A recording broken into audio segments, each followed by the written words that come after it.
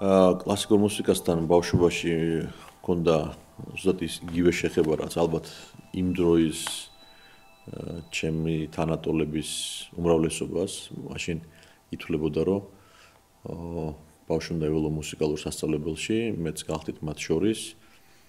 ჩემდა გულდასაწყვეტად ეხლა ამ გადასახედიდან თქვა, რომ მხოლოდ 5 კლასი დავამთავრე.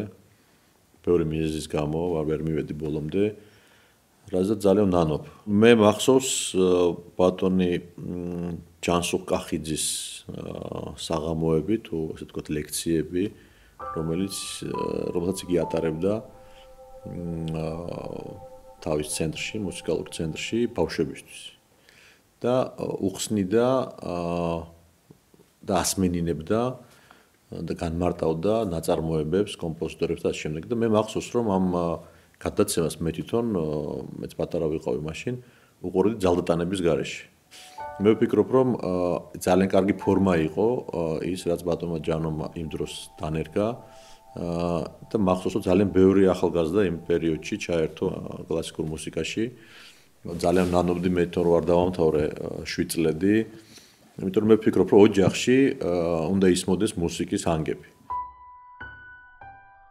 მე ვგრძნობ, როგორ შეიცვალა ჩემი შვილი, როგორი ინტერესის სფერო გახდა მისთვის ეს და ჩვენ ყველა მისი ოჯახის წევრები ვართ ჩართული ამ ბედნიერებაში, როცა ვისმენთ მის, ესე ვთქვათ, მეცადინეობას სახლში, ვესწრებით მის კონცერტებს და აბსოლუტურად შეიძლება ითქვას, რომ მთელი ოჯახი შემოტრიალდა უფრო მეტად, ესე ვთქვათ, კლასიკური მუსიკის გამო, იმიტომ რომ გაჩნდა ადამიანი, რომელიც ამას თვითონაც ასრულებს და თან შეგვაყვარა ყველას სხვანაირად.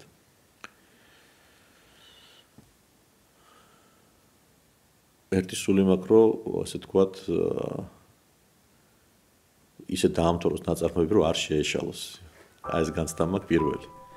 იმიტომ რომ იმ დროს ვერ ვიღებ აი ამ სიამოვნებას, რომელიც ეს გოთ უნდა მიიღო კლასიკური მუსიკა. თუმცა მე ჩანაწერს რო უყურებ, ეს სიამოვნება მე ჩანაწერიდან მომდის.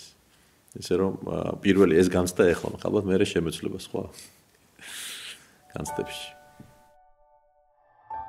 თუ გვინდა რომ ჩვენ მაღალი საფეხურის და მაღალი განვითარების საზოგადოება ვიყოთ, ხშირად უნდა უსმინოთ კლასიკურ მუსიკას.